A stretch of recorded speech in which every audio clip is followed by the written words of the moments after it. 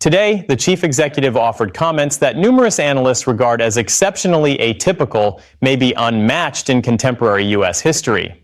I'll guide you through exactly what he expressed and clarify why a wide array of former service members, plus specialists from various viewpoints, see this as a pivotal moment requiring direct engagement. It's notably rare to convene so many troops when the country isn't at war. The leader opted to make this talk public, allowing citizens to observe and absorb his directives to the forces firsthand. He made it explicit that under his leadership, the armed forces should intensify efforts against what he labeled the internal adversary. On the contentious, and occasionally court-limited, use of the National Guard inside the U.S., the leader seemed to dismiss those limits, underscoring his belief that the military ought to take a key position while we watch things progress in real time. This scenario looks very much like an active constitutional emergency. Critics from the opposing party are deeming him inappropriate for the role, with talks circulating about applying the 25th Amendment to compel his exit. They haven't ruled out impeachment if they capture the House after the 2026 vote. In response, the president displays no willingness to retreat. He has declared outright that stepping aside isn't an option, regardless of demands. Essentially, he's set himself against the lawmakers, instructing the Justice Department to launch investigations and seek indictments on Democratic congressional figures. He's escalated to labeling some legislators as national betrayers, clearly showing he'll battle any push to displace him with full force. This exceeds typical political back and forth. We're observing the White House leveraging federal investigators against Capitol Hill. An incumbent leader is publicly floating jail time for those who challenge his decisions. Such behavior hints at dictatorial elements seeping into our national framework.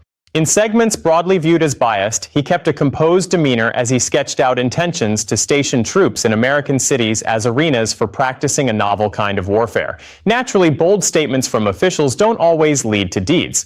There's often a divide between declarations and execution in government coverage. If this talk had happened absent earlier National Guard mobilizations in the Capitol, further federal placements in California, and associated clashes in other spots, the interpretation could vary. Still, our duty is to convey the leader's words alongside his actions or efforts, frequently during heated judicial fights. For background, a large group of top commanders, generals, and admirals got pulled from global duties, costing taxpayers a hefty sum just to attend this session with the president. Though unusual, this is within his powers as top military authority. He could have policy motives or other grounds for calling them together. Now, changing topics briefly, Democratic legislators are becoming deeply concerned about the president's mindset and inconsistent actions. A specific event that raised alarms was his ongoing push to claim Greenland. After missing out on a Nobel Peace Prize, the idea apparently turned to proving worldwide clout via land acquisition. Many find that tactic overly aggressive. Reports on this have led several Democrats to declare openly that they think he's mentally unfit to guide the nation and push for the 25th Amendment to oust him. Senator Ed Markey directly advocated for it, and House members such as Ilhan Omar and Eric Swalwell shared that view.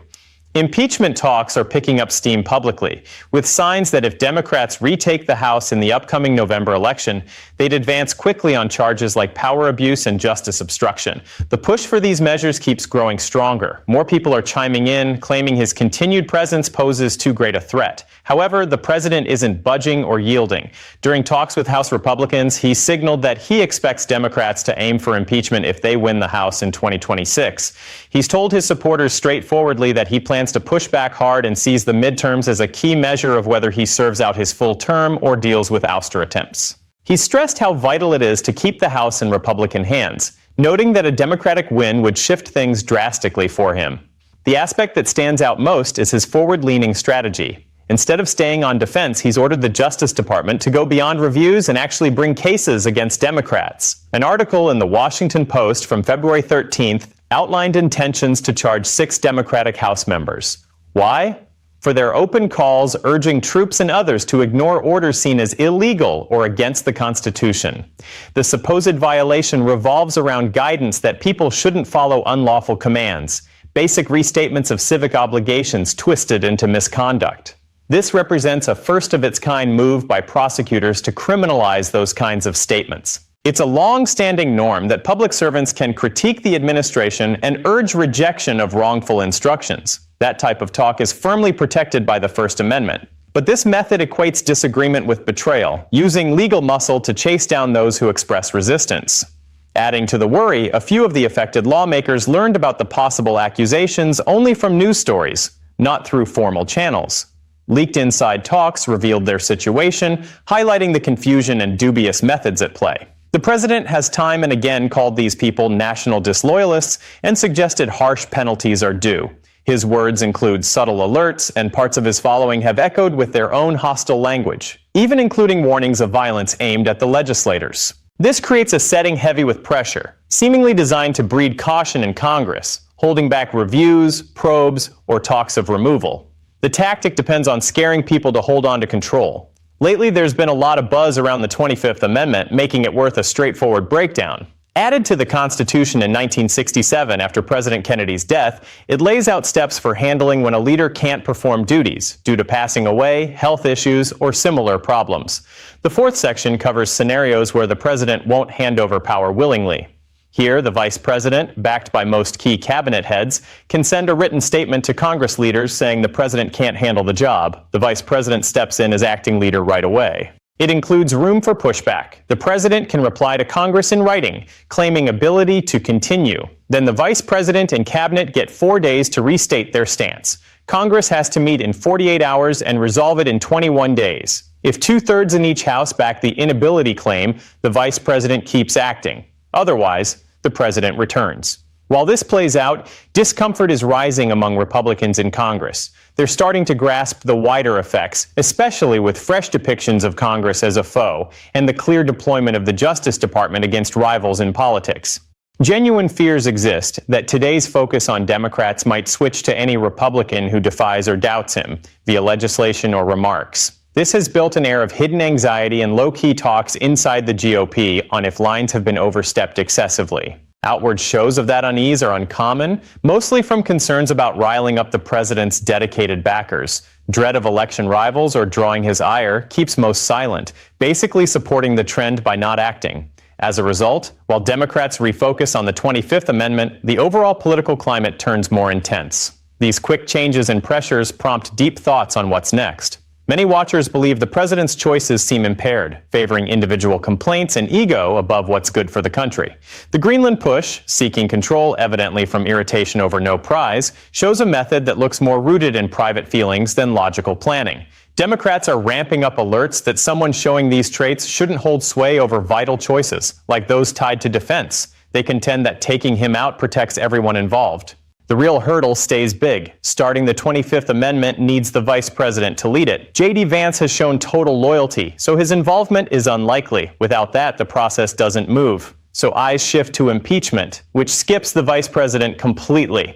It just takes a basic majority in the House for charges and 2/3 in the Senate for guilty verdict and dismissal. If Democrats get the House after November, they could start impeachment. Getting Senate agreement is tougher, but the trial itself would require explanations and make Republicans vote publicly on keeping him. The leader's behavior toward lawmakers is remarkable and quite worrisome. Sending in federal attorneys to investigate and accuse active members for using their voice, showing discontent, or recommending sticking to legal commands ventures into areas linked with non-free governments. The Constitution's guards, like the speech or debate provision, are there to protect officials from payback, letting them oversee openly without legal threats. The present attitude ignores that setup, treating pushback as treason and seeking payback with tools on hand. Especially disturbing are the planned accusations, supposedly sparking military defiance by promoting rejection of wrongful orders. That promotion matches set rules from after World War II that troops have to skip illegal ones. Officials stating that responsibility are bolstering core ideas, not weakening them. Turning it into a crime flips established standards, aimed at key opponents who've called for responsibility, done checks, and considered dismissal paths. The goal appears obvious: to block more examination by showing danger.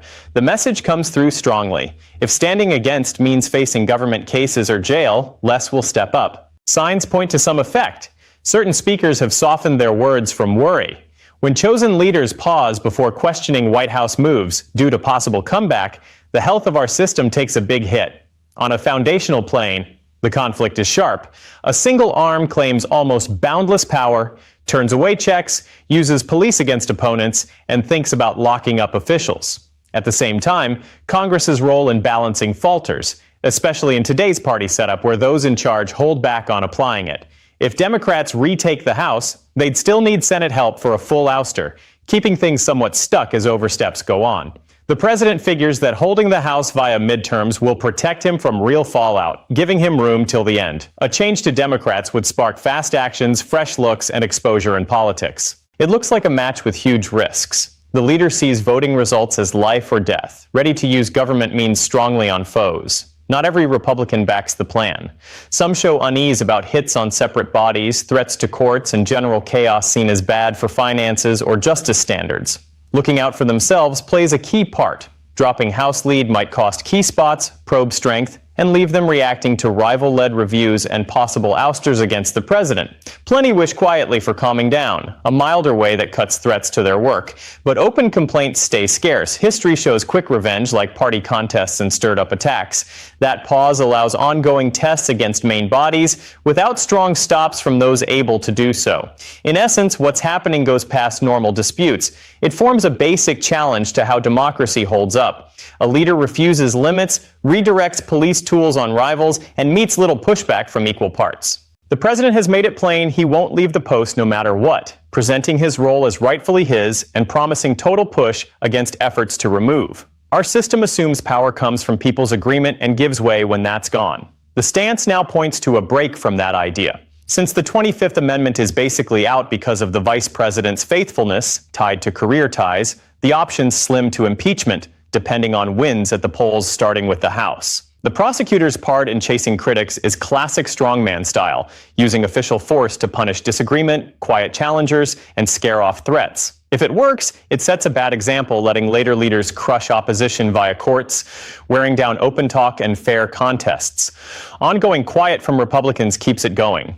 If party lawmakers said no to hitting officials for basic duties, it could end.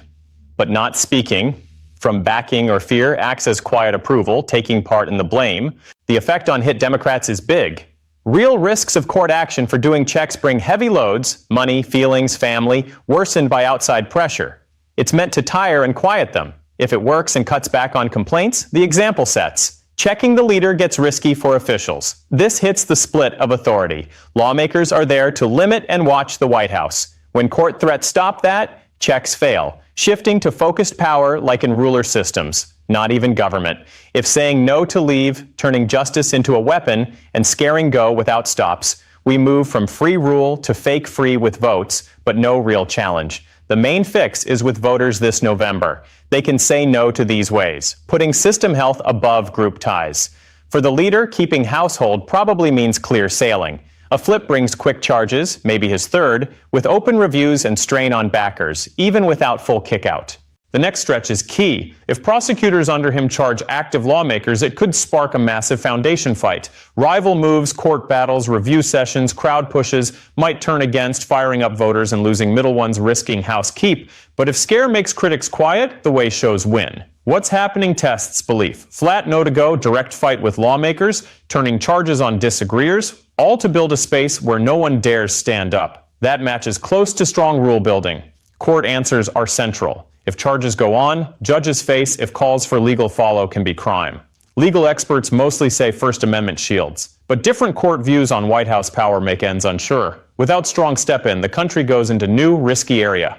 The president moves firmly, testing lawmaker power and daring stops. With 25th unlikely and Senate guilty hard, eyes go to November's call. Boost check tools or let free action go on. That call shapes not just near time, but lasting self-rule nature. Taking jail for rivals, stay despite no, and no penalty would make normal top power not matching base ideas. If you hold ideas on chances of real charges versus just scare, value in chasing 25th, or midterms as call on ways, put them down. If this review helps, think about joining, thumbs up, and spread. Times like this show why steady watch counts in our civic world. Again, a leader saying no to quit, in clear fight with lawmakers, and shifting police on critics is no small thing. I'll keep following all big changes, likely charges, removal talks, or moves hitting free bases. Seeing what's at risk and working to guard is key. This time has past making weight, and I plan to cover it fully. Thanks for being here. Till next time.